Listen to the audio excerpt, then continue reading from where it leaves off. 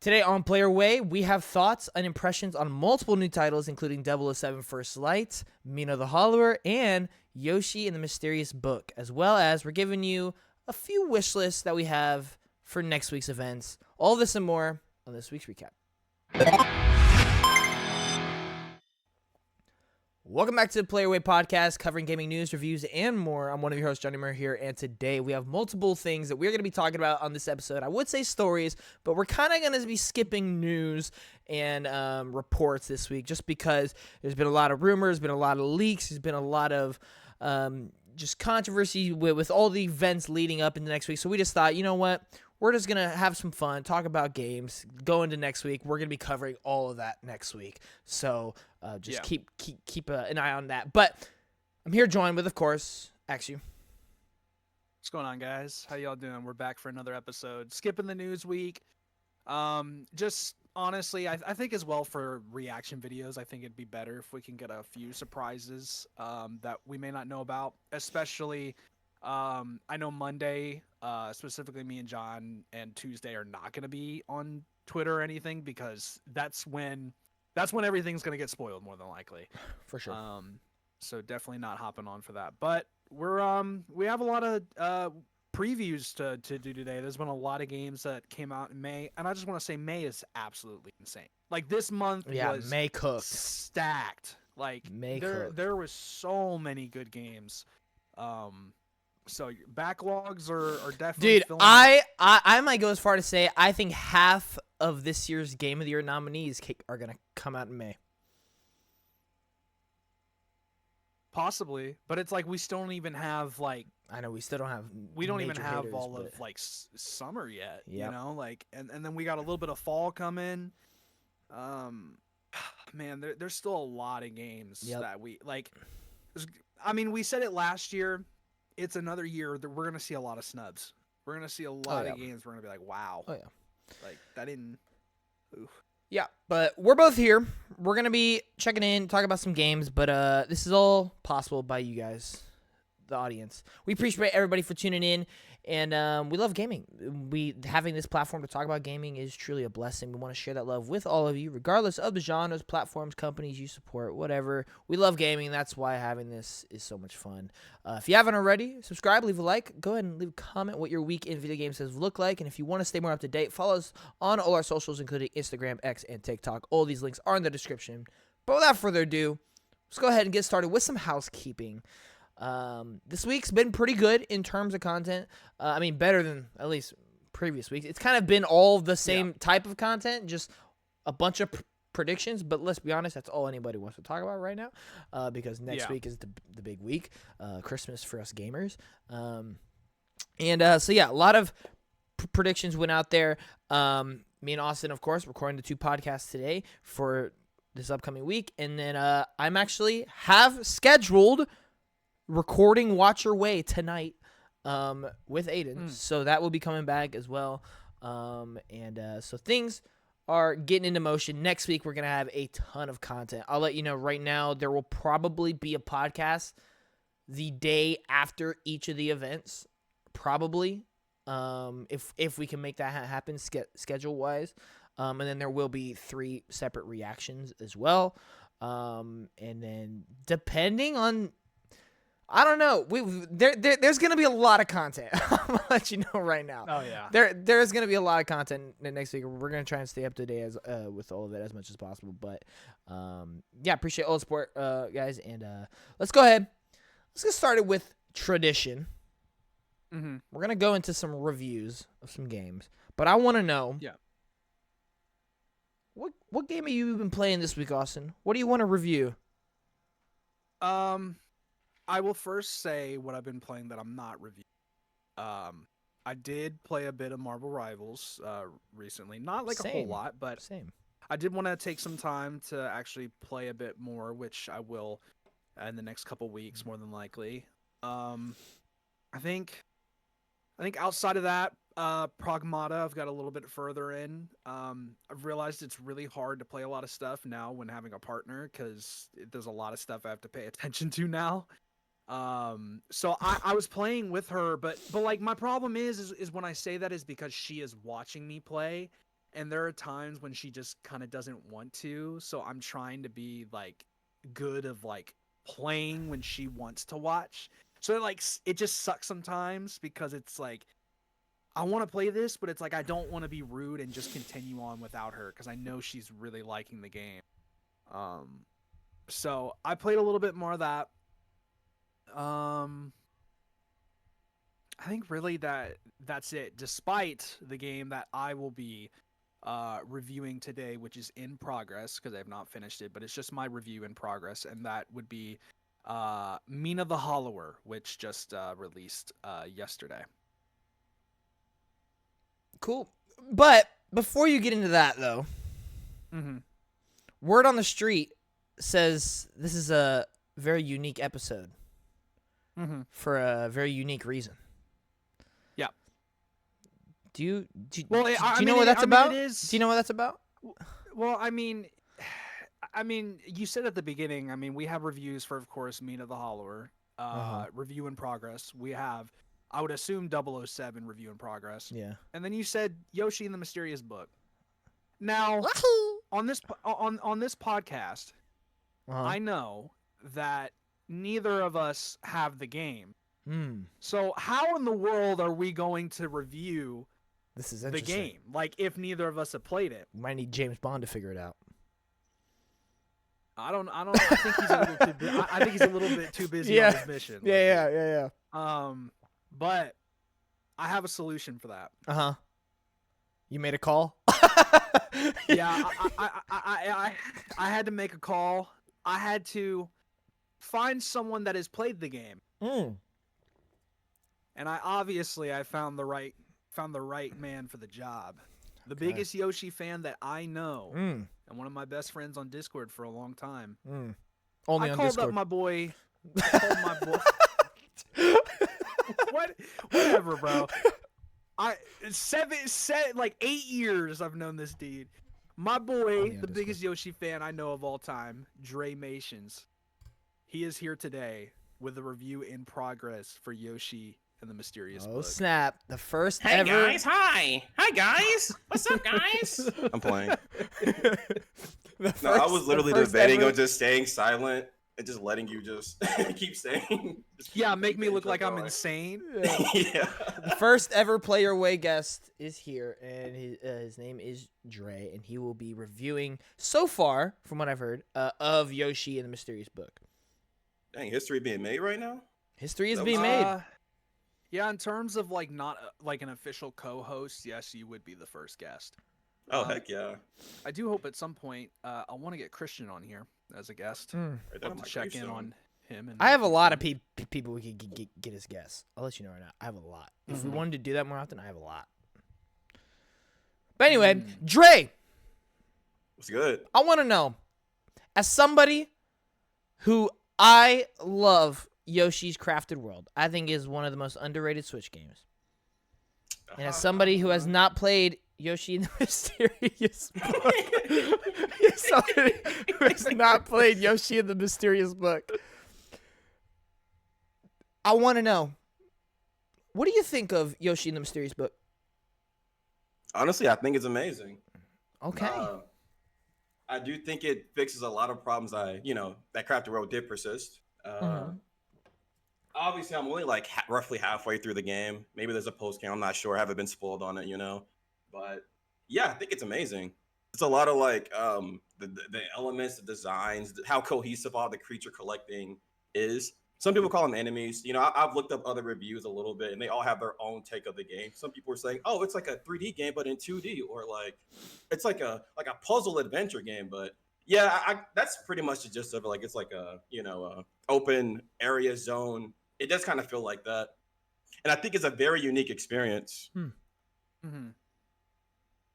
I've heard there's like a lot of like interesting gameplay mechanics within certain levels.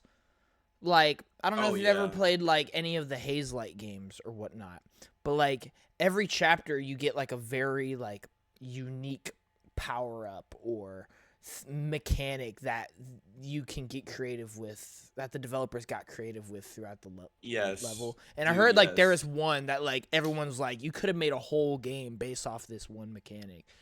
Dude, there's so many cool like mechanics and creatures with their own little abilities. I've never gotten bored of a single one so far. It hasn't been a bad one for me so far. Like they're all in there. And then I didn't realize how much content the game had, because like each character has at least like 45, 50 different interactions with one another. It's like, I didn't think how much content that game would have. That's why I wanted to be it now, but like I didn't realize how much of it was really there. So yeah, I think I'll give it like so far it's a first impression. This is amazing. One of my favorites in the series so far. Like, what do you like about this? And I guess like I know you as, I mean, your whole persona for a long time has been Yoshi. I know it's your favorite character of all time. Yep. And like I guess like, would you like want to explain kind of like your history of playing some Yoshi games, and like what makes this one like, do you like this one more than, you know, some of the predecessors that came before? Oh yeah, that's an easy question. That's like a knockout of park question. Yeah, I feel like this is one of the first times in the first like 10 years that they really done something like creative and unique with the series. Like I like the Craft the World gimmick, but you know, the whole gimmick is like there's something in the background, throw an egg at it. Something in the front ground, throw an egg at it, which is pretty safe in my opinion. They didn't really. There was some good levels in that game, but it's just. They could have been a lot better. They were too scared to really push the mechanics of those levels in that game. But in this game, they're just free balling it. Like it's just insane amount of interactions. I don't know how long it's gonna take for me to like beat the entire game if I'm 100%ing it, you know. The art style obviously is amazing. Good feel really cooked with this one. I put it near the level of like Woolly World. Yeah, if you are looking for a challenge, I would not, you know, I probably can't recommend it. But if you want like if you're a video game person, you want like a unique experience, this is definitely one of the more unique experience on the Switch 2 library, in my opinion. That's cool. Yeah, so yeah, it's dope. Yeah, and so like it. I mean, what is your current favorite like Yoshi game out of all of them? If I could ask. Like, do you have a favorite? Yeah, I mean, Woolly World's up there. Yeah. I played a lot of the one on DS. I like that one a lot too. I haven't, you know, like a kid. Grew up on that. I will put it up there with those. Like they're really, it's like super unique and awesome. And I don't have anything bad to say about it. There's nothing that drags it around or so many optional things to do.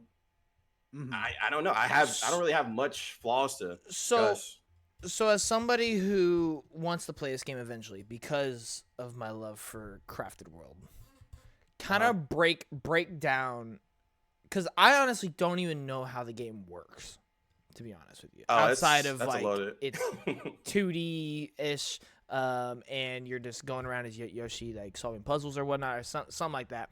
So like explain like what the level structure is.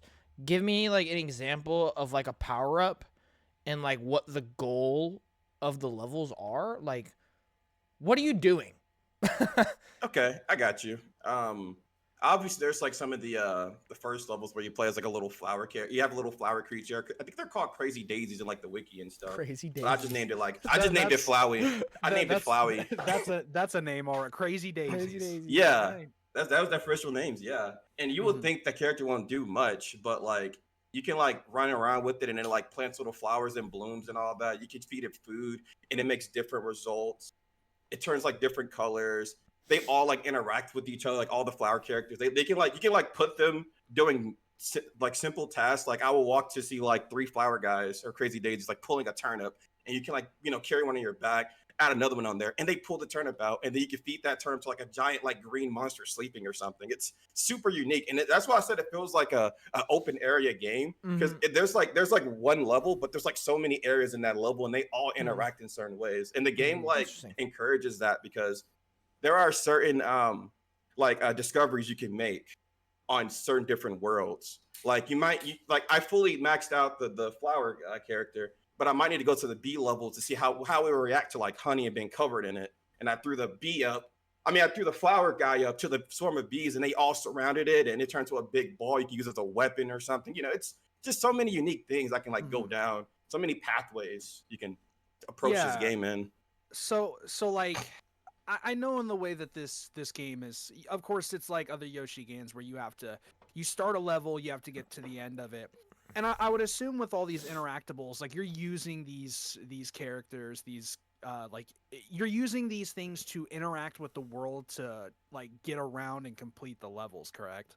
Yeah, it's like a very non-linear structure, like Yoshi's story. I also like that one a lot. If I could compare like Yoshi's movement and how he feels like in the game, it would be very Yoshi Story-esque. Because in Yoshi Crafted World, for example, you can only launch the tongue up and forward. In this game, you can launch the tongue like any area you want, and they made like quality of life changes where if you're already aiming a direction, the reticle automatically just throws it that way. Instead of in Crafted World, we have these these little funky situations where you throw an item at something that's in the background, but also in the front ground.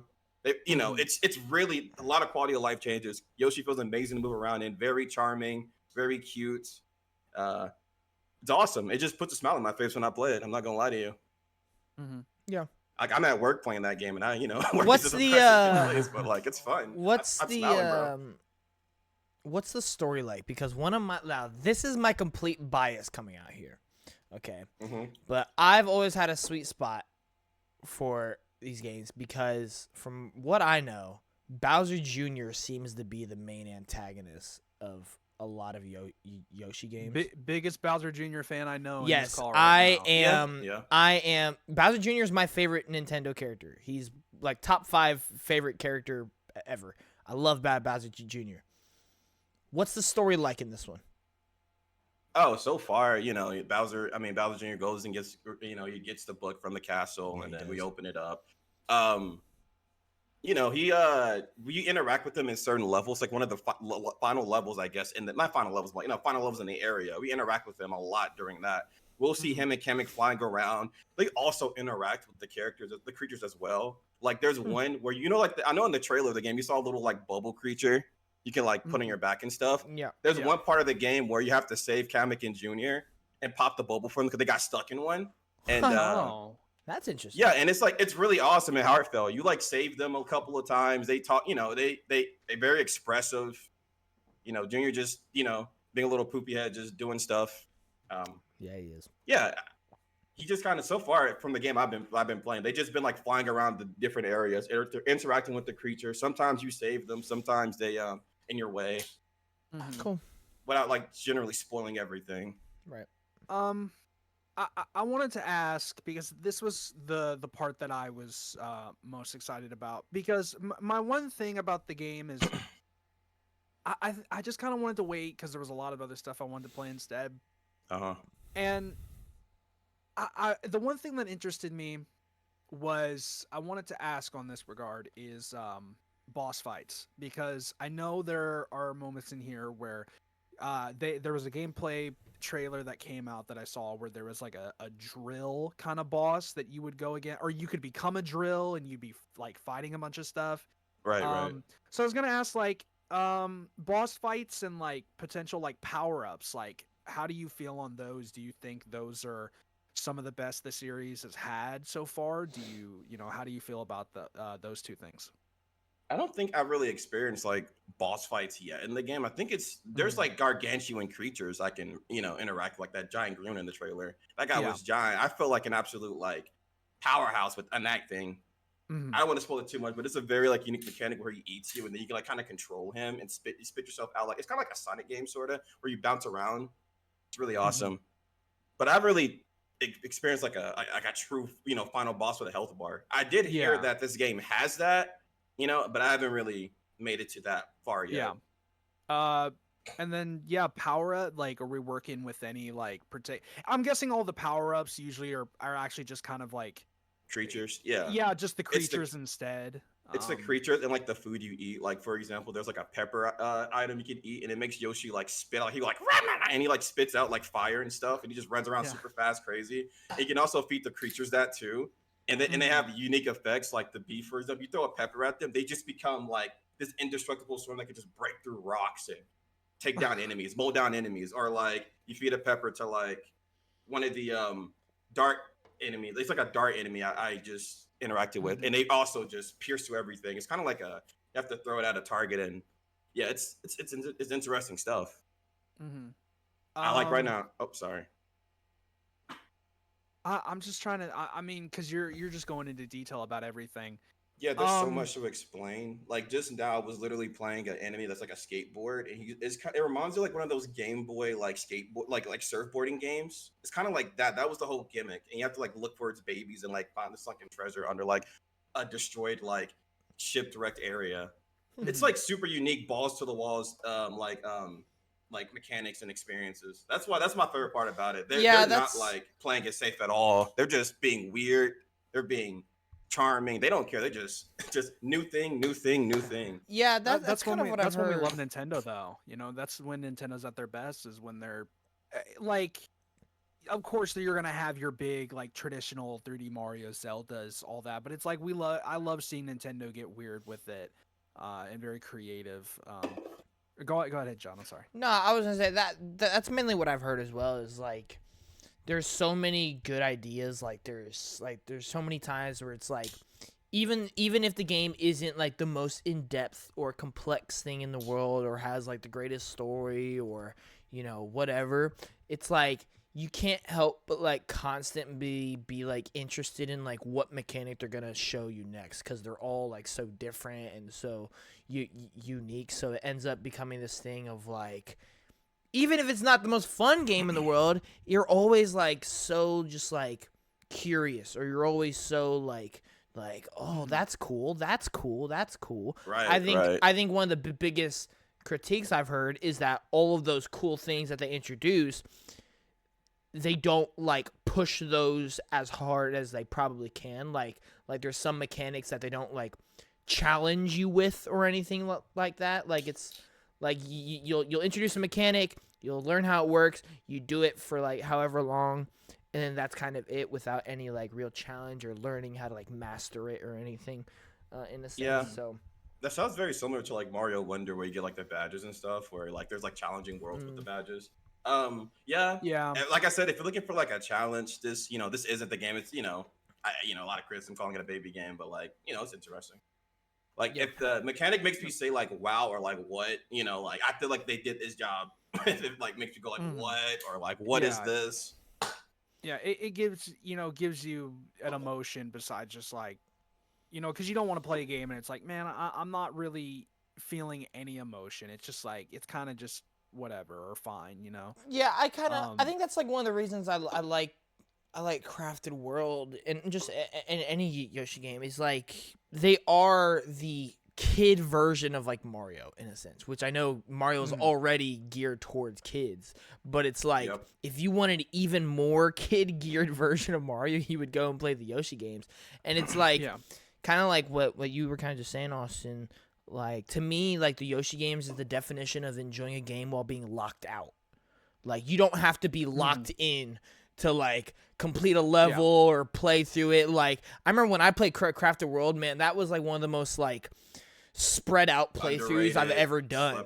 Like anytime I was just chilling on my couch, tired at night, I would just boot it up for like 30 minutes, just play through a level, just enjoying the wacky cool like art style, just seeing what little fun things, like collecting some of the collectibles, whatever. Like it was never a thing that I was like I had to make sure I sunk a bunch of time in to see like what the next story beat was or whatever, try to complete this mission I've been stuck on. It was just like hey, if you have some free time, play it. It's fun. Like it's cool. Like it's just a vibe. Heck yeah. But I'm trying to think. You did. I have, I guess, two more things. You did touch on visuals. I mean, we've all known since the very first trailer. I mean, it looks amazing. Like these visuals are stunning. I mean, definitely. I'd say frames. Like I love like running around with Yoshi and seeing like the stylized choices, the sphere frames, like the way you enter a level and it's like painterly, watercolory. I like it. It's awesome. It's really cool. And I definitely wanted just to get a little bit on that, because like as like, if the people don't know, I've known Dre for 7 or 8 years now. My boy's been doing animation for a long time, and it's like I'd love to get a I wanted to get like a someone who actually does animation and knows about art styles and visuals, like getting someone's perspective on an art style like this for Yoshi, because I think this art style is absolutely gorgeous. Yeah, to very see on unique. The Switch too. Goodfield always cook with like I feel like Goodfield always cook with like graphics. Like Woolly World looks very unique. Crafted World also looks very unique. I feel like they always cooked on the visuals. Yeah, and then I wanted to ask this because I watched a podcast do a review, and they had reviewed the game, said they thought it was good. Like they had a good time with it. They are a lot bigger of a fan when it comes to the more like Yoshi's Island games, due to its like more challenging platforming and stuff, which like I understand. I completely get that. And one thing that he was talking about, and I wanted to hear your perspective on it, because I've never really heard anybody talk about it. And he was and I haven't talked to you about it.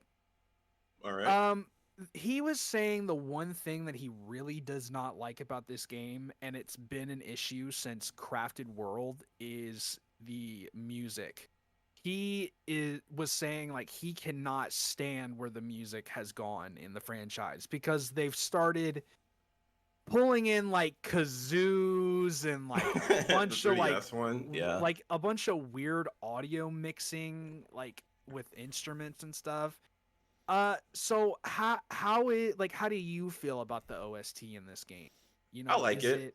It's nothing to like write home about. Not like an amazing, like super awesome symphoniated thing, but it's awesome. I like it. And that's one of my bigger complaints of Crafted World, is that the music did get exhausting for me. So for this game, it's a lot more, relaxing, chill, like little bongos and stuff. Got that real like Yoshi vibe. Yeah, I enjoy it. It's definitely not like something to write home about. Like it's not like like I said, amazing. Like, but it's good. It's pretty good. Yeah, cool. I like it. Okay. And then I do have one last question. This is the last one, because I feel like we've covered almost everything. Wow. Okay. As a Yoshi fan, and as someone who's always looking for more Yoshi, where do you want to see Yoshi go next? What do you think? I want them to keep it unique. I think this is a great start. Like this is a great like step forward. I want them to not exactly challenge, but keep it like unique. Keep it introducing unique ideas to the franchise. Maybe like Has Yoshi ever gone 3D? No, I don't think so. Unless you consider that's probably some. I think that's where they should go, though. I think they should. The closest they have, like with 3D, I heard that Croc Legends of Gobos was supposed to be a Yoshi game. I played that, I like it, but Nintendo rejected it. So that's the closest you're getting to like a. Do you know what I? You know what I envision a 3D Yoshi game looking like? Sackboy's Big Adventure. Yeah. Yeah. I totally see that, dude. Like. Yeah. Woolly World does have like open areas, like and like when you're choosing levels and stuff. So I envision something like that. It's not like a bad, not that bad vision. I just think Yoshi's been 2D for so long. I would love to see him make the breakthrough to 3D, like we saw with Kirby. And I think Kirby in the Forgotten Land was such like, I love that game. I think it's amazing. Yeah.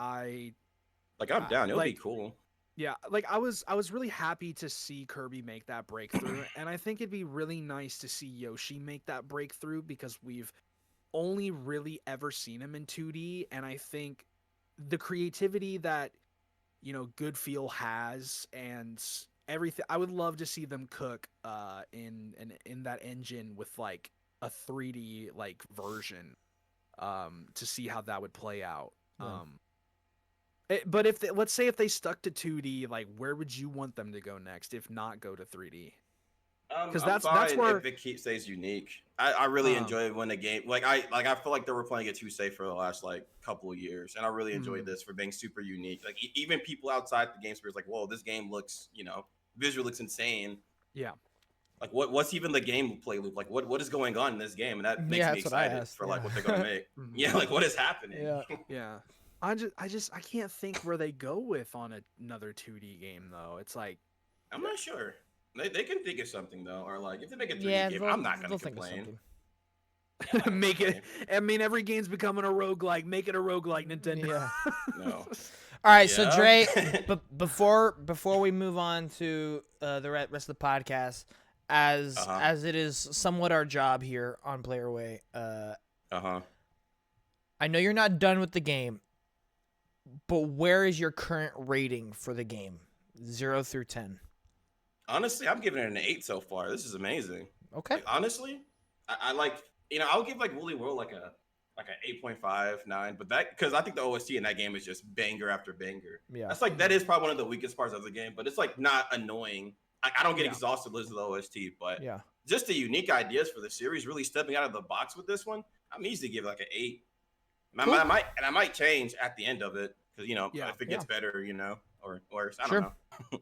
Yeah, and I mean, Woolly World is my favorite. I remember playing that with one of my family members. I think my nephew, a long time ago, and I really enjoyed that game. I was also like, I personally, because my tastes are a little different. Like I think I'd give that like nowadays like an 8 when I played it. I haven't played it in a long time, but I remember it being so much fun with the customization of like. Oh man, characters and the amiibos. Oh, dude, the amiibos, having like the custom like costumes. The most unique amiibos in the series, like yarn amiibos, like that is so dope. Mm-hmm. I'm curious why they didn't do like a port yet. I saw a port in one of the directs, like they saw like the picture of the cover, but they haven't really ported it yet. Yeah, maybe they'll announce it this summer or something. I don't know. Nintendo weird, man. I mean, they're weird. It takes a long time for ports, I guess, but. Well, they ported to 3DS, so I guess that's good enough for them. Don't worry, they'll finally make a remake when the franchise is almost dead, and then they'll completely do a Yoshi redesign. Don't worry. Oh no. Maybe. I'm scared. All right. Well, anyway, thank you so much, Dre, for coming on here and giving us your thoughts on Yoshi and the Mysterious Book. Because neither of us have played it, so glad we were able to cover it a little bit on the channel. I don't mind coming back if I ever finish it or anything. I don't mind if you want like a full-on review. Yeah, absolutely. Just let me know. Yep.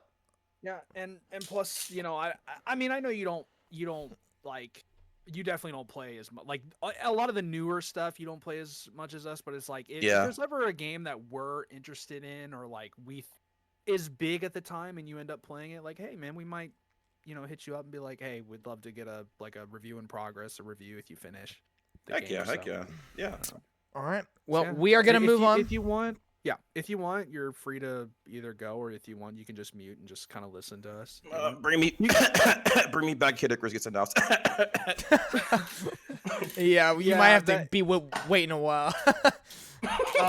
He's been waiting, bro. This guy might be the biggest Kid Icarus fan I've ever seen. Like, this dude goes to a direct and he's like, they didn't announce it. This direct was mid. Nintendo put me through it, man. They put me through the ringer right now. Yeah, that's tough. All right, we're gonna move on. Thanks for coming, Dre. No problem, man. Y'all have a good one. You too. Good. All right. So Austin. Yep. Mina the Hollower. Okay. So Mina the Hollower. Man, what a journey. Drafted this game on my Fantasy Critic last year. It didn't go well for me. I remember at the beginning of this year, we did our Fantasy Critic draft. I knew your whole opening was just only going to be about Fantasy Critic. No, because it's a story. Okay, it's a story. And let me go into this, okay? And no, I just want to explain the story of just how this, because I'm proud of myself for believing in this team. I really am. Yacht Club Games, the creators of Shovel Knight. I have never played Shovel Knight. I've seen it a lot, and I wanted to play it so bad, but I just didn't want to play it by myself. And unfortunately, the game doesn't have online multiplayer. It's just, I feel like a lot of, like, it's all the games that I want to play that just don't have online multiplayer, I guess. So I was really excited for this one, because knowing it was a new game by the Shovel Knight devs, I was super excited to see it. I thought it looked great. I thought it looked like a game I would really like. So, of course, I drafted it last year in my Fantasy Critic. It didn't come out last year. I then drafted it this year. I believed in this team. I know that they've put out good products before, and I believed that they could do it once again. And I am happy to say, boy, did they drop some heat. Because holy, what a title so far. Currently at this very moment, I mean, we give all the flowers to every dev, no matter like what score you have, just to see this team get this game out through all the struggles that we heard of.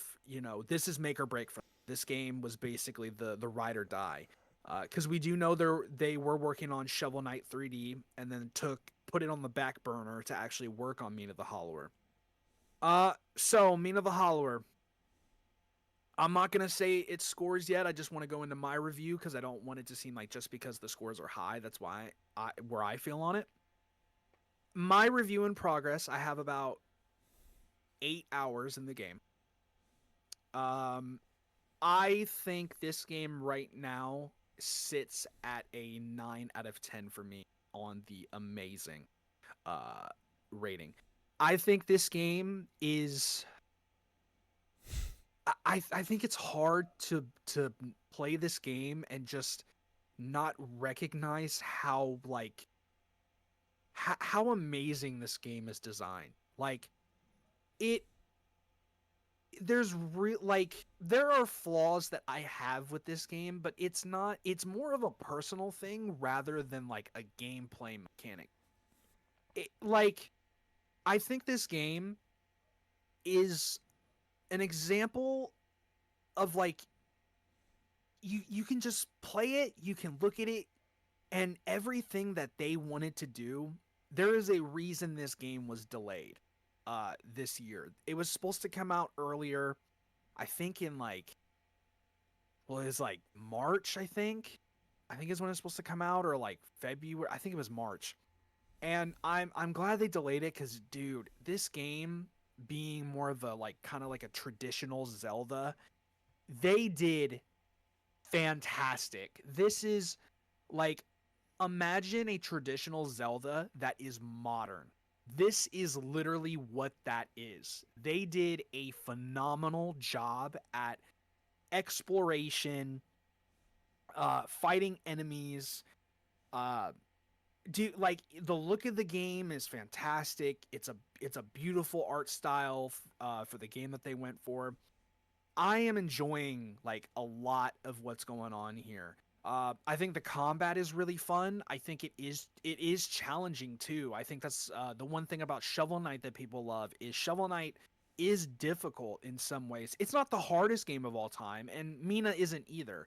But I have gotten through the first area with the generator. Because in this game, your main story is you play as Mina, Mina the Hollower. You are basically, you built, I think it's 7 generators that basically power this whole city. And it turns out someone has basically stopped the power to all 7 of these generators. So you come on, you're on a ship. You're coming into the city already, and you find out, hey, these 7 generators have all been shut down. I have to basically fix what I created. I have to power all these generators on so the city can operate and not be under attack by these forces and enemies that are coming in because of the generators being down. So, I mean, it's hard to... There's just so much I want to say. Go ahead and ask me any questions, man. If you want to ask me questions regarding what anything you're interested in, or That's a hard one. Because I know this is something that you just said you weren't interested in based off the demo you had played it, and you're like, it's just not really something I'd like to play. I just wasn't really able to find much enjoyment out of it. Not because it's bad by any means. It just wasn't something I wanted to play. I am curious though, because I've heard a lot of I don't even know if you'll know the answer to this. I've heard a lot of comparisons to Souls games. Yes. Okay. I think that this comparison's a little overblown. This game, Mina the Hollower, is for the most part, 80% of it is a Zelda-like. It is your typical Zelda 1 like gameplay. You are, like I said, you are exploring you get on this ship, you come in, then you explore a little bit, you get to the main town. And then in different sections of the map, so you're upright, right, left, down, left, bottom, right, like every corner and just different direction, there are different biomes and different places to explore throughout this world. And as a Zelda-like, I think they've absolutely nailed it. It is so easy to get lost in this world, and not because it's confusing in any way, but the design is like spectacular. There is not one time, like, you can't go 5 minutes without exploring and finding some crevice or secret that can get you into the back of a house, that you'll find a chest in the back that you couldn't access whenever you went through the town in the first part. You'll be running around in a forest level, and you'll find like a manhole cover, and you think like, man, I can't do anything with that. Well, I go farther to the left, and at some point when I go farther to the left, I'll find this random hole that I can jump in. I jump in it. It's kind of like a warp pipe-ish. Like you can kind of go in it, and you'll go all the way like across this part that you've already done, and you'll actually go to where that manhole cover is, and you'll pop it up, and then on the other side there'll be a bunch of enemies, and then you'll have more items over there. The game is like genuinely brilliant in terms of like design and how it's doing. It is so good at being modernized and having these super interesting concepts of exploration and discovering items. I think the Souls part definitely comes down to the combat. Now, the combat there is no dodging. There is literally no dodging. Your dodging in this game is bearing. So the whole idea is that there's no rolling.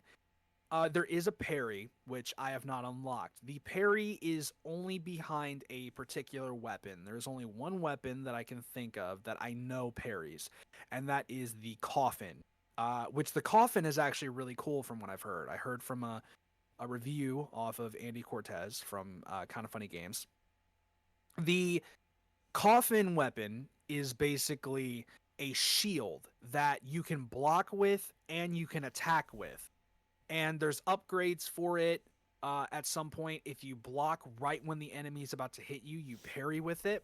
And then there's upgrades where you can actually throw the coffin like a boomerang and jump off it. Which I think is super dope. I haven't been able to get to that point. But the reason people are comparing it to a Souls-like is it is difficult. It's not the hardest game you're ever going to play, but it's the idea of you basically want to make sure when you hit a save point, you are going to go back to your save point no matter what. It doesn't matter where you are on the map. There is no auto-saving. It is when you dig into these holes that have a light on them, that is your underlab, which is your, how you would say in Dark Souls, which is basically considered your what are the fireplaces called? Is it don't have a specific name they're for it? different every but like Yeah. Runes are one of them. Yes. Runes are one of them. Shrines are one of them. Yeah. Fireplaces is one of them. Yes. Basically, it's like that. And of course, when you die, you have to go back, and the actual enemy that kills you will actually take all of the bones that you inherit, which bones are your currency in this game. And they actually take it, and you have to, of course, you have to defeat them in order to get your currency back. and it can be a real pain sometimes. I was trying to go to the bottom right part of the map because you go to the fountain and there's a bunch of colors on the fountain basically telling you like which area if you want to go there to get that generator. I tried going to the red one. I gave up. That part it's hard. There was a big guy that was giving me a lot of issues, and yeah, he took me out twice, and I was like, I died once. I'm like, I'm gonna have to beat him to get my stuff back. This guy is really strong. I don't think I can do all this. There are some things that they do that have those souls mechanics, but it's like 20% of the game. Like it's not the like the meat of this game. The meat of this game is the Zelda like exploration, dungeon and combat. like. Yes, dungeon, like going through your dungeons, going through these areas with a ton of enemies. Enemy variety is fantastic. There are a lot of enemies. Even in the first like 3 hours, there are so many different enemies to fight. I guess I can go. I've explained a lot. The weapons, I like the weapons so far. You start off with 3 choices. You have a whip. I actually have picked the whip just because I like having the more long range weapon. You have your 2 daggers. Yes, you have your 2 daggers, which you'll just use your up close option. Very fast and quick, but probably does less damage. And then you have the hammer, which is slower but does a lot more damage. I picked the whip. I like the whip. I will say one of my only issues with the game, but I think will change because I've heard that one of the upgrades I get will help with this. I do wish that you could move diagonally. There is only attacking up, left, down, or right. So if an enemy is pretty much up and to the right, I cannot hit them up and to the right. I have to basically move to the right and just hope that they get within my my sight in order to hit them. It's not the biggest issue to me, but it is annoying sometimes, especially when fighting enemies that are flying because they're rotating around you, and it's like, okay, I really have to like time this perfectly. So it can be a little frustrating. Music is good so far. I like it. It's not anything crazy. I didn't really expect the music to be extremely crazy. It is good so far. I like it though. I do kind of like the story and where we're going with Mina the Hollower. Basically Mina is, like I said, she is the one who basically made the generators. So we're going to fix these generators that have been taken down. We end up meeting the king of the or like the mayor or king of the city, Lionel, I think is how you would say it. I'm gonna tell you right now, he seems a little off. So like he's a little too positive about everything. Like he's really excited to see Mina, and he is like, Mina's like trying to explain to him like, oh man, like the generators are like, we don't have power, like we're gonna get under attack and people aren't gonna be able to do anything. And the mayor king, he's like, oh man, it's so good to see you, Mina, like don't worry about those pesky generators. It's like, it's a little sus. Like you're not paying attention to anything. It's a little questionable. Cool. Besides that, not much else has happened like story wise. But once again, that's not what this team really goes for. They're not going to try and tell you a story that's going to like amaze you. The main thing that this game wants to do is give you a video game that is going to have excellent gameplay, and I think that's exactly video game. Yeah. Like, and that's exactly what it is, and that's the type of games I like. The games that speak to me more are the games that are going to make some of the best gameplay you can play. And yeah, I mean, I give it personally right now my my review in progress a 9 out of 10 on my scale. I don't know where I sit. I'm either a low 9 or an average 9. I don't really know at the moment. I'm just kind of somewhere between those two. And I just want to say congratulations, Yacht Club Games. I'm so happy for them. I'm hoping this is a huge success for them. Apparently, in less than 24 hours on Steam, like in just the morning, I think it was their fastest selling game on Steam with 55,000 units sold just by in the morning. It's number one on the Nintendo store right now. Yeah. So that's absolutely fantastic. I'm just hoping this game can, $20 price tag. I really hope this game can help. I need this team to be able to keep making games, man, because we do know that Shovel Knight 3D is going to be the next game they will make, and it is apparently halfway done, according to the director. So they had it halfway done, scrapped it to go to Mina. So hopefully this is not the end of them. I know this game is make or break. He never said it, by the way, but it does have a 93 on OpenCritic right now. 93. Yep. There I was sitting at my job. I'm waiting. I'm waiting because the day before we had 007 reviews. I was like, okay. And I was like, I was trying to think, what do I think Mina's gonna get? I'll be dead honest with you. I said 87 or 88. I think I ended on 87 because I was like, I don't know if I see people giving this a lot of 10s. And then I went on there, and I just looked at it and I went, wow. I was shocked. I was like, man, they really cooked. Like they really cooked like hard. And I started reading the reviews and I was like, wow, this game is way more in depth than I thought. Like there's so much more to this than I ever could have expected. And like now after playing like 8 hours, like I completely understand why I'm seeing 10s, 9s. Like it is. I don't think it's going to be a game that everyone is going to fall in love with.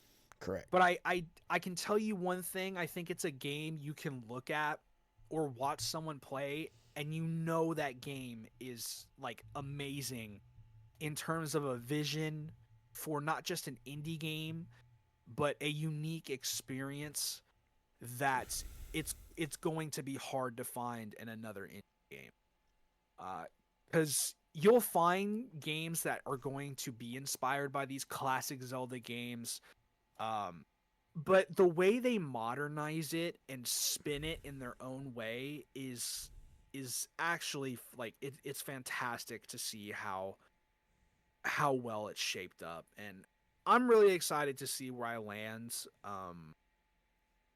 Like when I finish the game, but currently right now I give it like a low to average 9, somewhere right there.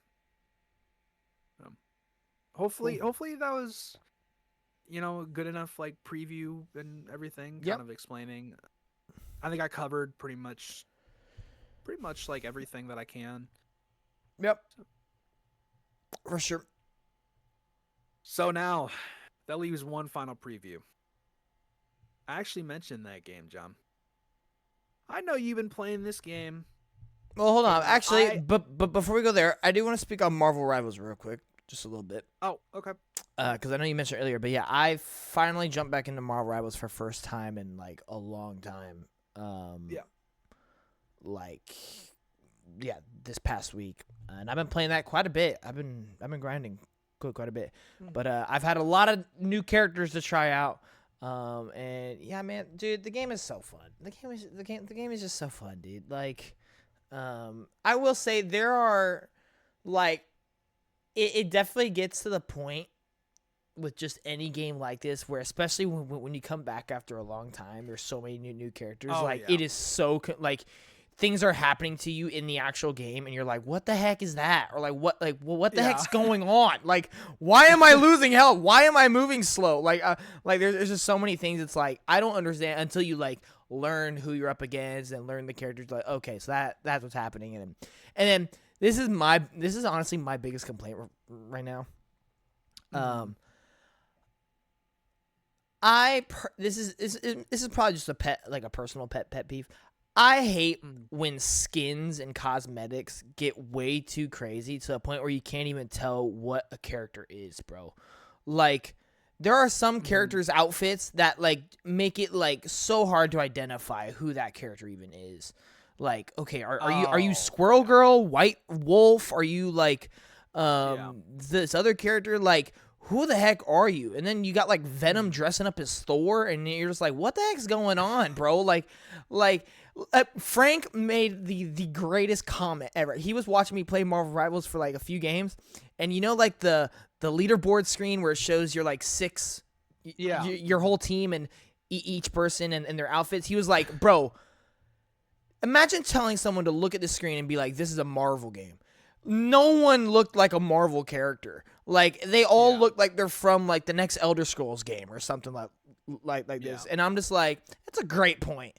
Like, it does kind of lose that, like, Marvel feeling at a certain point because of... I was going to ask you, how do you feel about... There's a particular skin I feel like you wouldn't like then. Like, I think it's Elsa Bloodstone. Have you seen that one where she looks like Cammy? Like, blue jacket, blonde hair, like, pants, like... Yeah. She looks more like Cammy than, like, Elsa Bloodstone. I like, it's definitely a personal pet peeve, and I get some people love, like, just the amount of variety in costumes and everything, but, like... Well, yeah, it's just different colors and different looks to a character. Yeah, but, like, man, it does, like...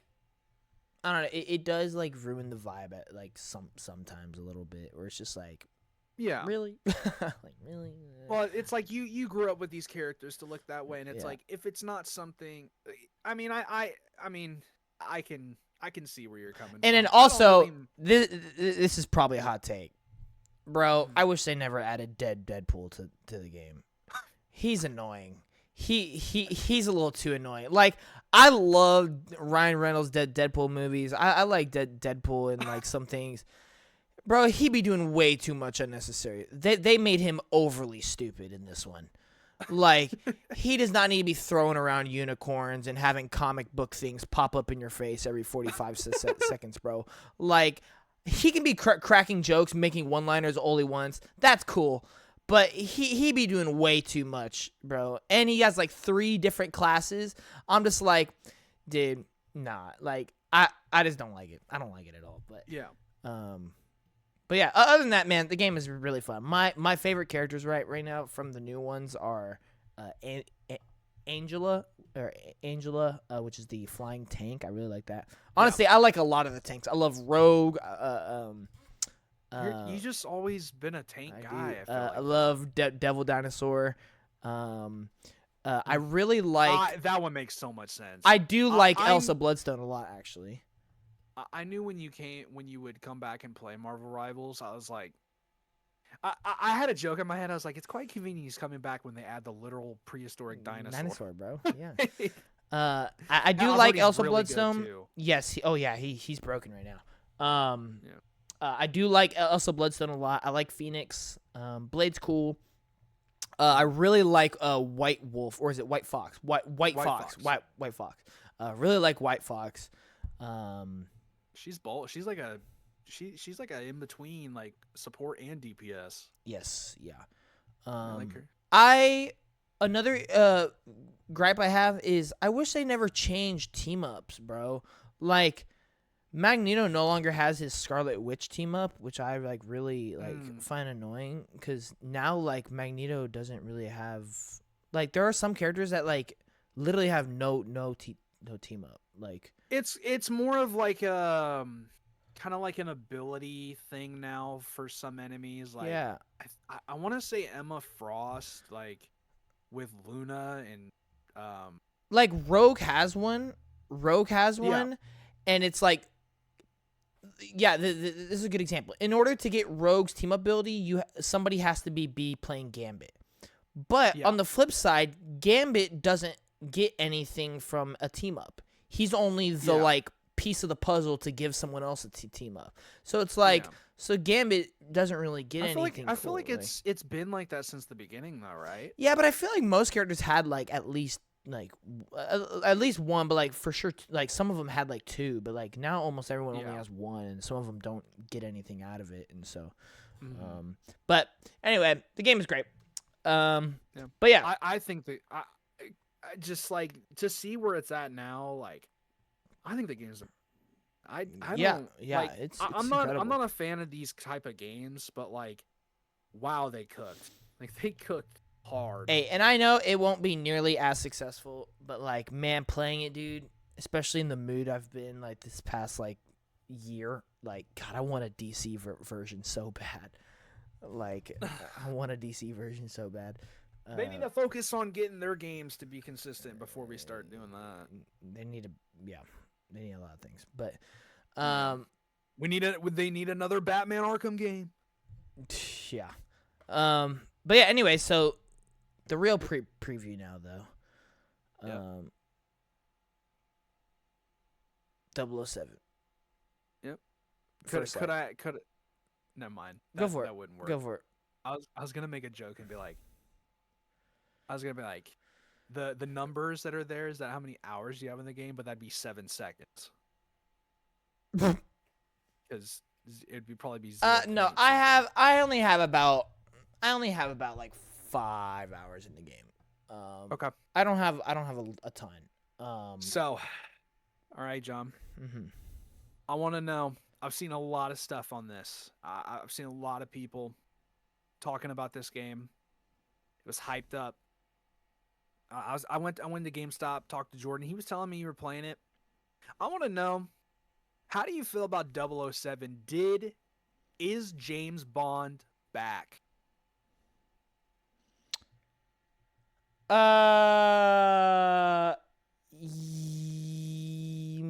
You know, I don't think he's back. I think he might be the best he's ever been. Ooh.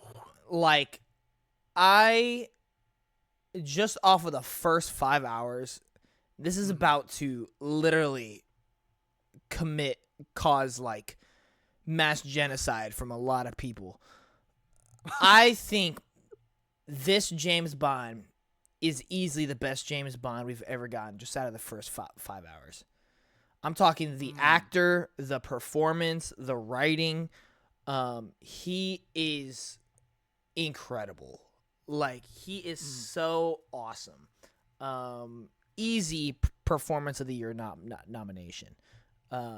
Honestly, a lot of the cast is. But anyway, yeah, I'm about five hours into the game.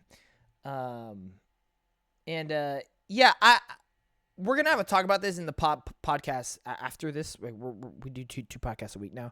We're gonna be talking a lot about reviews, and one of the things that I've come to the conclusion with, which I've struggled with all year, but I've kind of just kept forcing it, is I am going back to 0.5s because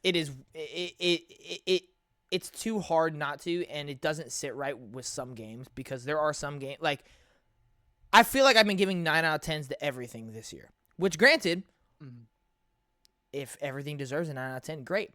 The problem is there are some games that I give 9 out of 10 that I do prefer less, or I do perform more than the others. And me personally, I'm not a big fan of the whole light or strong thing. You can do it. That's great. I just don't like it because by your logic, it's like it. I don't know. I like it because I think there are levels to it. Like, because I agree with you. It's like, I've said this a lot. It's like Mario Bros. Wonder and like a Alan Wake 2 are both 9s to me. I would prefer Mario Wonder over Alan Wake 2. Right. I think Alan Wake 2 is fantastic, but I give it like a light 9 and Wonder like an average, because I like that game more. That's why I do those. That rating. You know?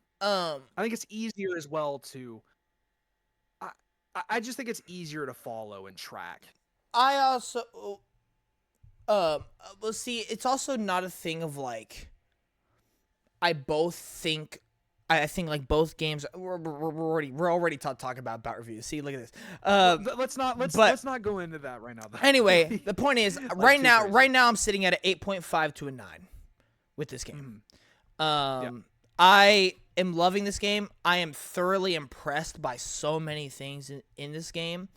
In terms of expectations, it has exceeded almost in every department. There are just some things that keep me from like wanting to go to the next mission or wanting to like, you know, replay something or whatnot. Or there's just some gameplay elements that I like are a little confusing or a little clunky to me. But the positives here are just overwhelming. There's so many positives to this game. Go ahead and run me down on those. Man. I think the biggest one for me right now has to be the story and the writing. It is, I mean, a lot of it is brought up by the cast and the performances, but I mean, just every line is just delivered so well. Every joke is delivered so well. Every sarcastic comment is like just hits you right in the nuts. And it like, yeah, this game. That's a way to explain it, all right. Yeah, it really does. Like, there are so many characters that you care about in the game, like just in the first five hours. Hey, there it is. It is great. James Bond himself. This James Bond might go down as one of my favorite video game protagonists. He is Nathan Drake levels of funny and just like sarcastic and charming, but then he's like Leon Kennedy levels of cool. Like he is just so awesome to just like he just has an on-screen presence. Like when he's doing things, like you cannot help. Hey, look at that. You cannot Moneypenny. You cannot help but just be smiling every time you're just watching him do his thing. Like he has so much like suave to him. Like he has so much like just swag to him. And it's so fun to watch him. The plot really hasn't like majorly developed yet because I'm only 5 hours in. But there have been like big story beats that have hit. There is one that this story beats really kicks off the main game, in my opinion. Like, I feel like the first 5 hours is honestly the tutorial, to be honest with you, because there is a lot in this game. Oh boy, just wait till we get to gameplay. But there is a main story beat like 5 hours in. Man, it hit. It really hit because it was a major plot twist, and it turns the whole. Brother, did you have a stroke? It turns the whole game. It just grabs the steering wheel and just twists it all the way left. Like it is a major left turn, and it really gets you like, oh wow, it's about to go down. Like it's now real. Like, and just the world building. Like, just the things that you're doing from the training to his upbringing to his origin story to how he learned certain things. Like, all of it is so great. And I think what bolsters the story for me, and I made a Twitter post about this, man, I think this game is setting a new benchmark. And, like, out of anything I've seen people on Twitter talk about, the thing I've seen most people, like, rave about is those first 5 hours and how they get you on board to this game's gameplay and like what the story is, because I think this game is setting a new benchmark for how to incorporate tutorials within the gameplay and make it like build up the story, like make the story better. Like, man, this game has a training montage that is like so awesome. Like, it is straight out of a movie training montage, and it's not cutscenes. It is literally you playing the game, but it's done in such a way that it's like I clearly understand what this does. I clearly understand why we're doing it, and it's not that like let's just put this random NPC standing still right in front of you, and he's just going to stand still and do nothing until you finally do it. Things are happening. Yeah. Your guy's saying dialogue. People in the background are reacting to it. The guy is literally attacking you. It goes into like slow-mo. It does all these cool things, all these cool action shots. And then you actually do it, and it feels right. And then you move right on to the next thing. You do it again and again and again. And it's just like, by the end of it, you're like, dude, I feel like James Bond. I'm ready to go. Like, holy moly. Like, I am ready. And yeah, it's just so fun just to see how the game is paced fantastically right now. Yeah. The game's pacing is incredible right now. I can't wait to see, because now I'm getting to some of the bigger, chunkier missions. And so I'm excited to see how those things are paced throughout. But the game is amazing. And then it comes down to the gameplay. Now the gameplay is where like it's not gonna be one of my favorite gameplays. I'll tell you right now. There is a lot of like, just like it's Hitman. If you love Hitman, it's basically Hitman, just in my opinion fleshed out a little more. There is a whole like bluff system. There's like a lying system. There's things to do all that, and I really think that's a really neat and clever way to do James Bond and build on that Hitman formula. There's like hacking, kind of like Watch Dogs. You can hack like certain electricity things. You have a lot of gadgets. All these things are great. I think for me, there is too many meters and too many like ammo types and too many things that you have to like try and keep track of. So it's like if something doesn't work, you're like, why is that not working? Like, or I'm kind of confused. Or like, wait, how do I regain this thing? Like, because there's so many of it. You have a lie meter, you have a bluff meter, you have a gadget meter, you have a attack gadget meter, you have ammo, of course, you have different weapons, like all these different things. And then like while you're doing hand-to-hand combat, man, talk about favorite gameplay. This game's hand-to-hand combat. Oh man. I've seen some clips. It looks real nice. Oh man, it is so, dude, it's like seafood level of satisfying to me. Like the hand-to-hand combat is awesome. It just, Tim Geddes, kind of funny, he's explained it perfectly. The hand-to-hand combat in this game, all of it feels scripted and none of it is. That's how smoothly and fun the combat is. Like, you are slamming guys into the sides of desk and throwing wine bottles at them and parrying them and grabbing them and kneeing them in the face. All of that is due to your button commands. It is not due to like some cutscene playing or this like what's supposed to happen. It's just like they've somehow mapped the buttons and the animations and all these things to make it feel like you are actually doing these things, and it's so polished and so crisp to make it feel like it is scripted. And like all these different environments, whether you slam them through a window or whatnot, like all of it feels like you are actually doing it and it's not the game helping you out. And it's just so fun. It's so fun and it's so cool. The shooting is satisfying. The parkour is just, I mean, just like any other parkour, solid. Yeah. The driving, I think, is the worst gameplay part. Yeah, I've heard the driving is like kind of lackluster. Like I've heard it can be hard to control at times, and like it just feels kind of bare bones is what I've heard. Yeah.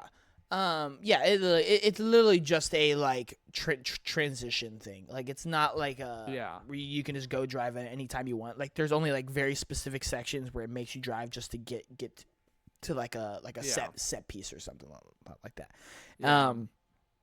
That's a little disappointing, especially they had a whole trailer for it. You'd think there'd be a little bit more. Like they did that whole sponsorship thing.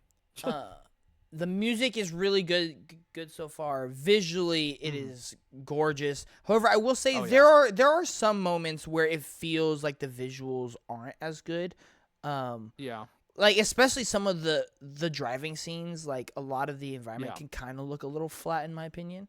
I mean, we're also probably going at high speeds, and there's a lot of stuff going on loading in. But there are some moments where, oh my gosh, the visuals are incredible. Yeah. Like there are, especially like close-ups or like in really dense environments, like in the club or at a bar. Like, man, the amount of detail and lighting and shadows and textures and the animations all working together, like, whoo, it is crazy. The club scene, I know Tim talked about the club scene is fantastic. I love the club scene. But yeah, this game is great. I think like the biggest takeaway I can give is like I mentioned in a couple podcasts back, like we were kind of predicting how well do we think the game's gonna be, and I kind of said like my expectation, I think this is just going to be your quintessential like AAA game.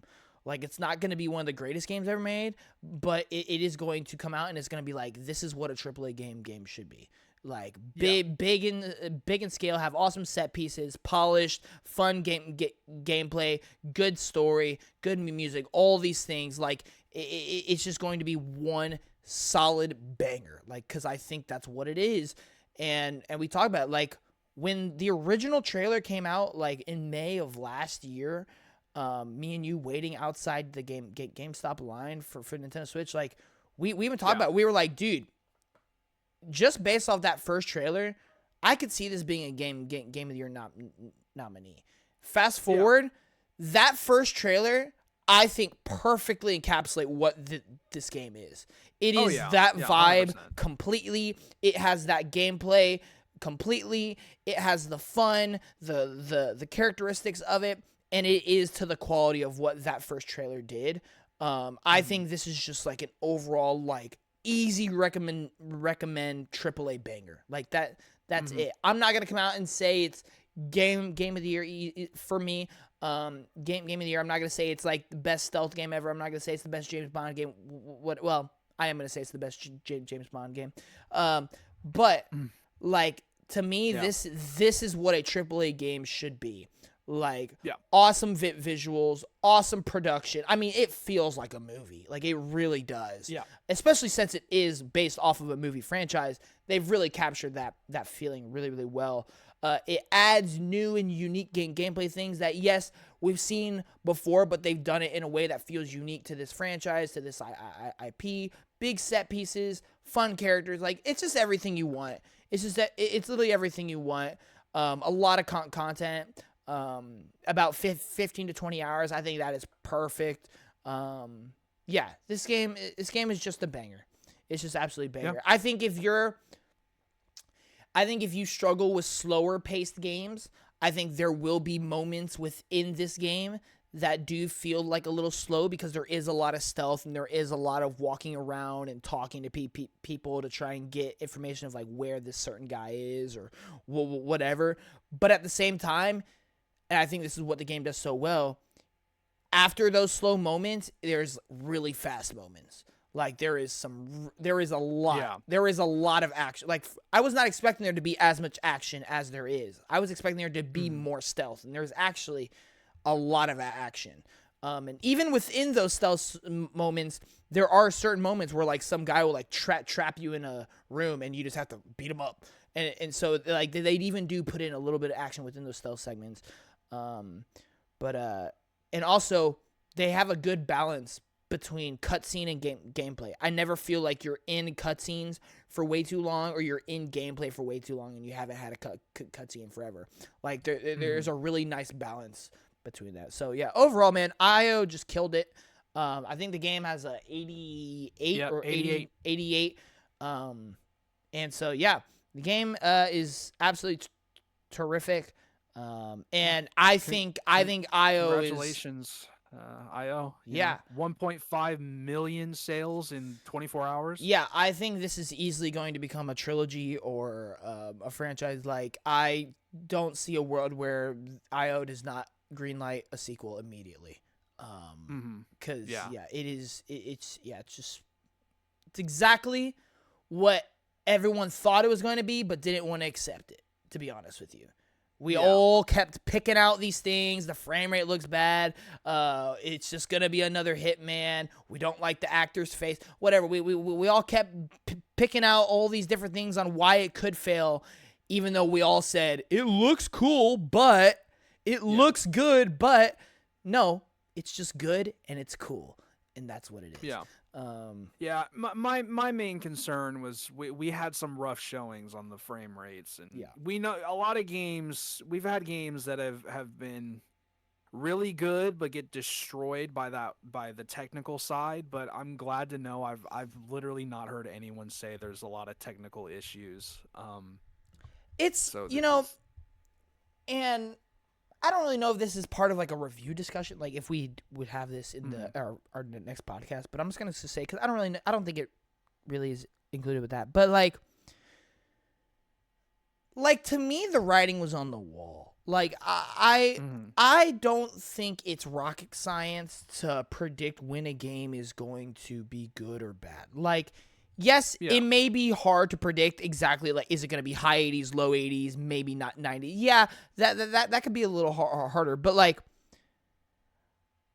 people were comparing this to, like, Mind's Eye and comparing this to Star Wars Outlaws and things like that. And it's like, listen, I couldn't tell you the exact score it's going to get. And yes, I get it. There were some trailers that have some frame issues and whatnot. But let's be honest here. PlayStation would not have done all the marketing and all the promotion for this game. They made a whole limited edition controller for this game, had a whole state of play just surrounded by this game, after already having the game show up at 2 separate state of plays. The marketing for this game has been all over the place. The cast that they have gotten to get on board with this game is great. Like, the previews were good. Trailers have been really cool looking up until, like, it is so easy to be like, but this, but that, what if this? But, like, there are some games where it's just like, it's easy to know the game's gonna be good. It's just a matter of how good. And in this case, the game is actually better than most expected. Because, like, I look at, like, Lost Soul side, kind of, to a way. Don't bring up a different example. No. So Have fun doing the podcast by yourself. Listen, it's like, people have been waiting a long time for this. It's been in development for a while. The trailers have come out and they have looked really cool. He's got to plug his headphones back.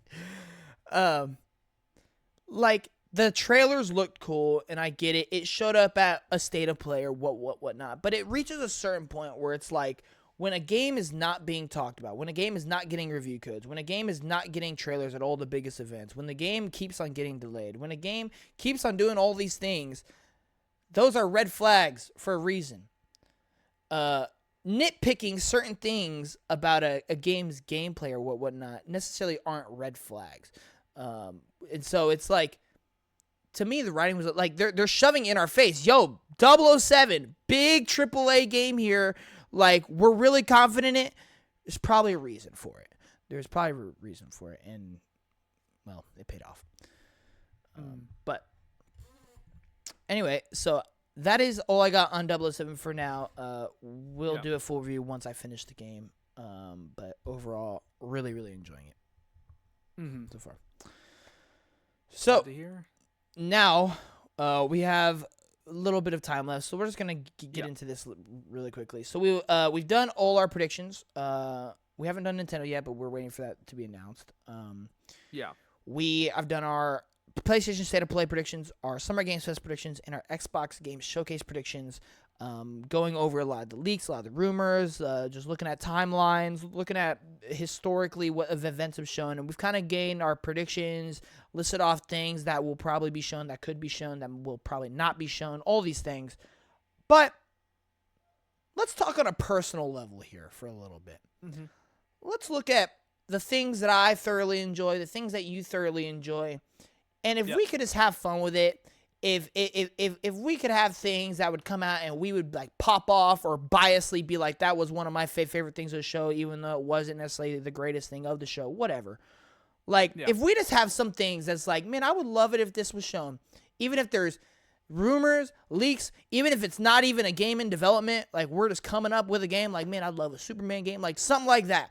Like, just what are some wish list items, some things that we would just love to see, whether it's from a specific studio, specific IP, specific genre, whatever. Just what are some things we would just love to see that are on our wish list, our bingo card for next week's events.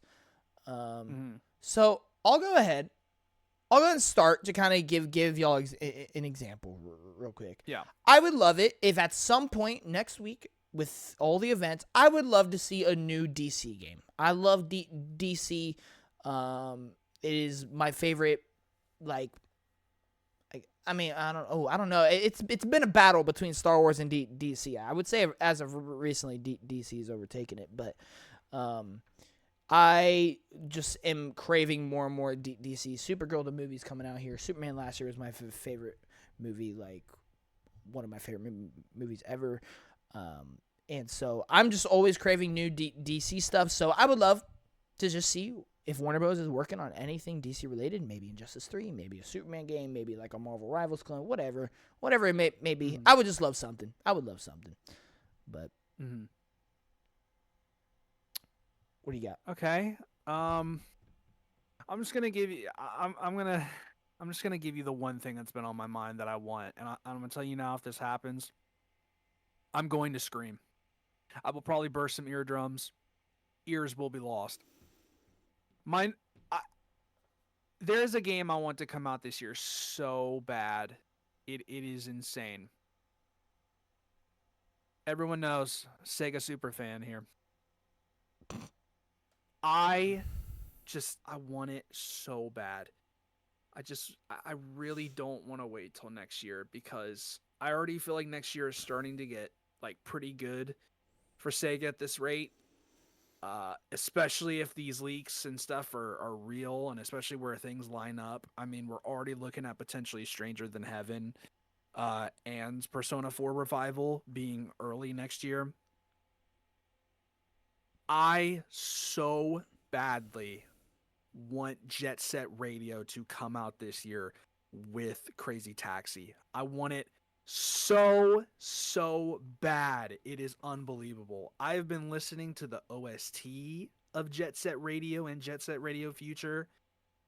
I want Jet Set Radio so unbelievably bad. It is like it's killing me. Like, cuz it's just the vibe of the game, it's the look of it. I really can't say much, man. It's just, if there's anything I want at one of these events, it is Jet Set Radio getting an announcement for this year to be released. That would be my number one. So cool. I kind of have a similar one. Like regarding release date, and this would have been one I would have said regardless of this week's news. I would love it if Clockwork Revolution came out this year. It's sounding like it might, to be honest with you, and that really excites me. But after the Fable news this week, I don't know for sure. So we'll just kind of have to see. But all hope is not lost. All hope is not lost. I just want everyone to know. You could have played Fable this year, I bet. But GTA said that it's coming out this year. Yeah, I'm more than confident. The Xbox, the guys who literally like put out so many games, regardless of where it is in the month, chose not. Literally, their reason was to give it the spotlight it deserves. They know something that we don't. Yep. Like it's GTA 6. Yep. And I mean, of course, now we have Modern Warfare 4 that's releasing this like same month, but like that's Call of Duty. Like Yeah. Man, I mean, it's a good call. A good call It from is. Xbox. I mean, it's just gonna make 2027 better. It's sad, it is, but it's like that's just the power. That's just the power of GTA 6. Yeah, I also like fantasy critic wise is the only thing that bums me out about it. Like, to be honest with you. Well, yeah, no, because like I think if anyone's being realistic outside of this competition we're doing, of course, which is just like thing we have for fun, it's like this is good for Fable. This needed to happen. Yeah, 100%. If it wasn't gonna come out earlier, don't put it out to die, because I'm telling you, everyone is saving money for GTA 6. Yep. That's when you're gonna get people buying consoles. You're gonna get people buying the game. Yep. Give people some time to play GTA 6 and be like, hey, I bought whatever, I bought a console. I did all this. I want something new to play. Here you go. Get it ready for February. Make it one of the, that's the game of February that needs to be bought, that needs to be played. They need to treat it like Resident Evil Requiem was. Like Elden Ring was. That is the game to play that month. That is the first quarter game right there. Like, that is, And that's also what I was going to say, is not only is this good for Fable, this is great for Xbox. Because one of my biggest complaints, like, for the longest time, Xbox has always struggled with their first half lineup, especially their first quarter. It seems like they never have a big game in the first quarter, with the only exception being Hi-Fi Rush, and that was a shadow drop in a smaller game. And so it's like now we finally have a big Xbox game to kick us off the year instead of having to wait till May for Forza to drop.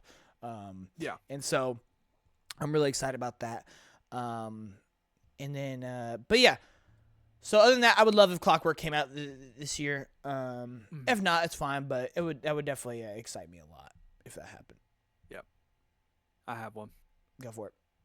I said it in the Xbox One. It's a dream one for me. I want another Nier game. I would love, whether it's a sequel to a Automata, however you want to say it. I don't like Automata. I hate the way that's said. Automata. So I see that's why I hate it. It's too close to that word. So where'd I go? No. Oh, there we are. I would love a sequel or just a new game in the Nier series. I would really love to see one. Yes, I know a lot of people are gonna be like, "Oh man, but we need Yoko Taro on it." But it's like, dude, come on, we gotta make this happen, man. Like, it's just, oh man, like, please, Square Enix, please, somebody, please, we gotta make this happen. So that's one of them for me. I have one. Capcom super fan here. I'm gonna start stealing your Nah, low key, bro. Go on Twitter. Dude, I was thinking about it. I might, dude. No. Actually, I say we pick up the branding. Let's. All right. I'll do it. I'll be Sega super fan. You can be Capcom super fan. All right. Bet. I could sit here and lift you off every franchise to see from Capcom, because who knows, bro. Code Veronica could show up. Freaking Onimusha can get a release date. Monster Hunter could get DLC. Brother, there's so much that can happen. You know what? I'm about to show y'all how much of a Capcom fan I am. Capcom's no stranger to curveballs. So is all these events. Sometimes there's just sequels to some random games that you're like, this game's getting a sequel? Okay. Interesting. Yeah. I'm down. That's cool. You know what? Give me a Kunitsugami Path of the Goddess sequel, bro. Yeah. Y'all Capcom fans, y'all know, if you know, you know. All right? This was at an Xbox show. This was revealed at an Xbox showcase, was in Game Pass day one, got really good reviews. I played it, really, really enjoyed it. And this was during my, the year where I started getting really into Capcom too. Bro, low-key, a fun little surprise. Won't be the biggest thing in the world, but man, it will just make me so happy. I could see it. I could totally just see a random, out of nowhere, Kunitsugami sequel being announced. And I'll be like, yo, W. Absolute W. So, if you can make that happen for me, Capcom, really appreciate it. I'm not paid to say it. I just love you. Yeah, and but we could be paid to say it. Yeah, speaking on the Capcom, Capcom, do me a favor. Mm-hmm. I need you to confirm to me. I need you to confirm to me Dead Rising 4 is a thing. I need you to. You mean 5? Yeah, you're right. Just forget yeah, but low-key, we forget about 4. super fan. 4 doesn't exist. You're right. Like, if we're being so for real, like, I try to forget 4 exists because oh man, they messed up real bad with that game. God, Capcom could outside of that. Oh my god. Outside of that, let me see. I mean, I would have said originally, like, here I got another one. Castlevania, but we know Castlevania is coming. I got another one. What?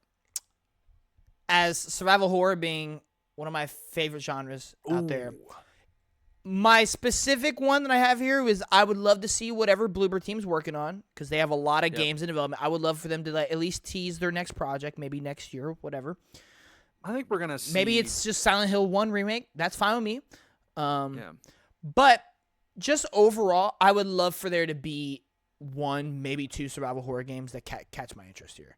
Like, it doesn't have to be Bloober Team, but I just love survival horror game. It could be Resident Evil. It could be a new IP, whatever. I just love survival horror, so I'm always on the lookout for some survival horror games. So it's definitely something on my wish list is to be excited for another survival horror game. Because as of right now, I really don't have one.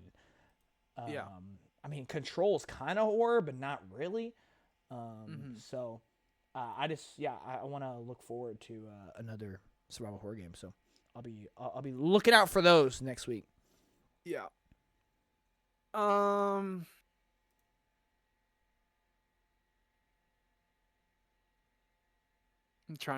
Speaking of horror.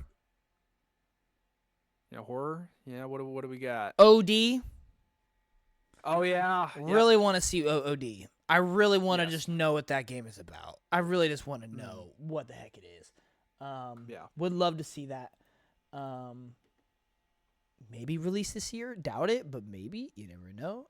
Kojima be on something like all the time. I don't know, man. I hope. I'd love to see it. And I've said it multiple times. We don't have any like big horror games right now, I'd say. No, not really. I don't think no. I mean, Silent Hill 1 remake just being known in development, and then OD. But outside of that, really not. Like, there's a bunch of games like that like ill game that was revealed a while ago, but like let's be honest, no one's keeping track of that. Maybe Assassin's Creed Hex, if you want to consider that, whatever. State of Decay 3. Next year, though. Whatever. But no, we need some more horror stuff in here. Another one. I've said it. I probably said it in like all 3 of my predictions, but now I've thought about it. This game could show up at any of the 3 because it was revealed at a PlayStation event. It was shown again at a Xbox partner preview. It has not showed up at a Jeff event yet, but I wouldn't be shocked if he did. Tides of Annihilation. This has been one game that I've been promoting and looking forward to for a while. Championing this game. It doesn't need defending. It speaks for itself. So I would just love to see it. Oh, I got one for you. I'm gonna throw one quickly out there. I'd love to see Judas again. I know even if it's not coming anytime soon, I would still love to see Judas. I had one in my head that I just forgot, which I hate. Oh my gosh, what was it? Go ahead and say I got one for you. Gonna say? What's up? A reveal trailer for Moon Knight in Marvel Tokons. Oh yeah. Oh, 100%. Yep. That would be pretty sick. Yeah, I actually think I think I heard the next Tokon team is going to be the villain team announced. I think is what it is. It's going to be fire. So I'm excited to see that. That'll get everyone super hype. Oh, dude, what was in my head? What A wishlist item for Gears, but by the way, for me, I would love for them to confirm multiplayer. That'd be really cool. dude, what was it? I had a game in my head, but now I can't remember it. You got this. Oh, Acid Nerve's next game. Ah, that's a great one. It's a great one. Absolutely great one. Also, on top of that, Mm-hmm. what is the next game from the team that made Neon White? I would love to see what they're working on next because I love Neon White. Really huge, massive fan of Neon White. I think that game is amazing. It is so fun. I have some DLC wish lists. Okay. Number one, I'm going to say it just because I am stupid. Would love for the Black Myth Wukong DLC to actually be real, but I know it's not. It's delusional. I swear it's a new game. I think they did it. I think they literally just started working on it, and they're like, hey, we might as well just make a new game at this point. Yeah, it's unfortunate. Yeah. But hey, if it was out there, I'd love to see it. Another one, Death Stranding 2.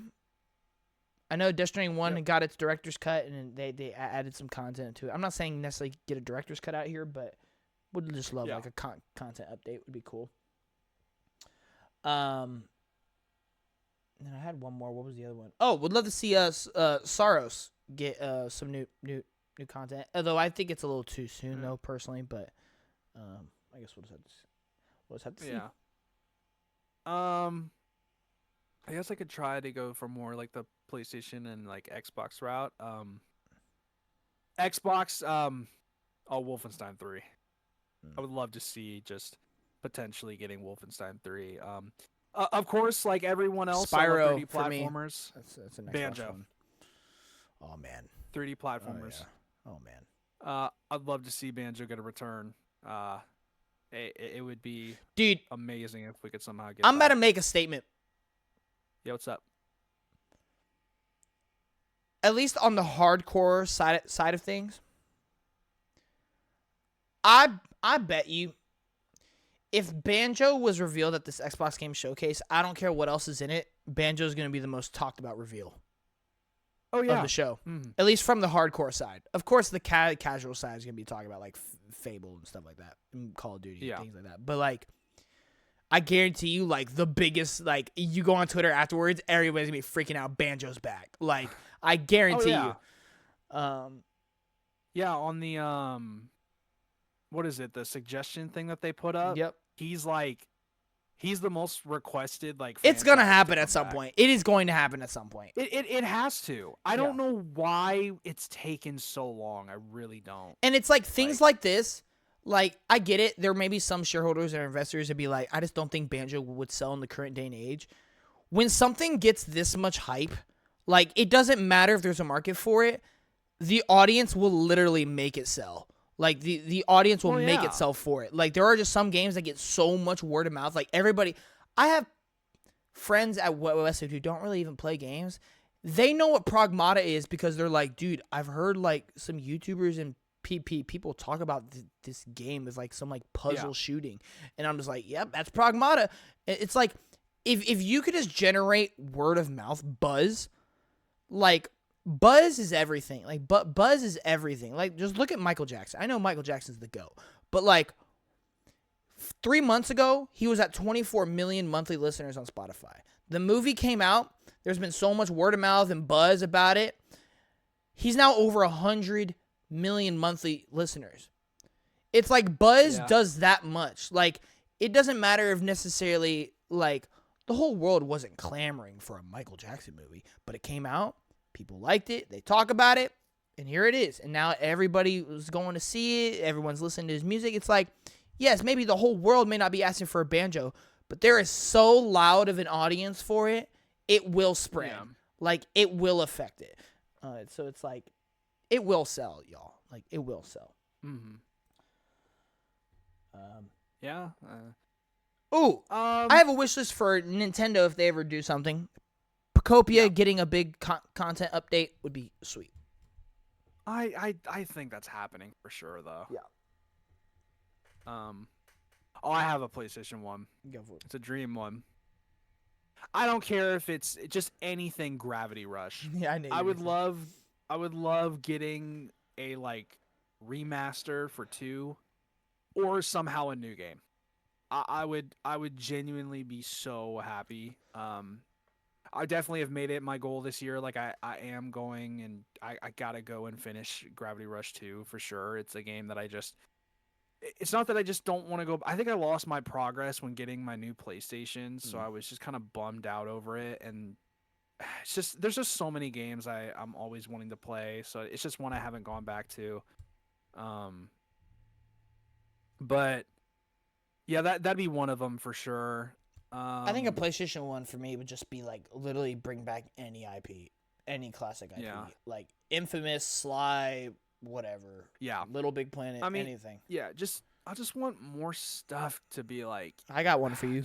Media Molecule would be one for you. Oh yeah. I am a little curious because I'm starting to think there is a good shot we see their next game. Yeah. I just don't know what it's gonna be. Yeah, I don't think it's Little Big Planet 4, but kind of no. Well, it's a new IP, and it's like kind of funny. He's talking about they think it's gonna be a survival game, which I don't know. I don't know about that one. That doesn't sound that awesome to me. Yeah, it depends. It just depends. And I mean, like survival games are like kind of like whatever to me. Like they're fine. I don't know. Like I like my survival. Not. I don't know. I don't like starting with literally nothing on like an island and then having creatures attack you. And I just like I'm not an art guy and stuff like that. I don't like my games to kind of feel like that. I have one more wish list, and then I think I'll call it. But okay, would love to see Jedi 3, but just don't know. Just don't know if it's time yet. But it's not outlandish. I would love to see Yakuza 9. I mean, oh my God. I love Yakuza. No! Nintendo. Mario Galaxy 3. I'm going to cry. I'm telling you now, if we ever see it, I'm going to cry. I think there's no stopping it. I think it's going to happen. Hey, Ubisoft. If y'all are awake over there, which I know you're not, if y'all have the balls, show one of two things: Splinter Cell or a Mario plus Rabbids game. Yeah. It's not gonna happen. Either one of those, because they suck. But yeah. Whatever. All right. I think that's gonna do it. I think that's really probably about it for my stuff. I feel like I got out like there's some other things I could say, but I think for the most part that's mostly it for me. Yep. All right. Well, that's gonna do it for this episode of Play Away. A lot talked about this episode. Thank you all so much for watching. We will be back, of course, next week with a whole bunch of content, but we have a second podcast planned. We're probably going to record right after this. We're going to be talking about reviews, like how we just look at reviews, how the industry views reviews, and just having a deep conversation about that. But other than that, thank you all so much for watching. Oh, by the way, I don't know if I mentioned this. We have kind of done a little bit of restructure where we have decided we are going to be doing 2 Player Way episodes a week. One mainly focusing on reviews and news and what we've been playing, and then another one tackling like just separate topics that we want to talk about. So other than that, thank you all for watching. We'll see you in the next one. Peace. See you guys.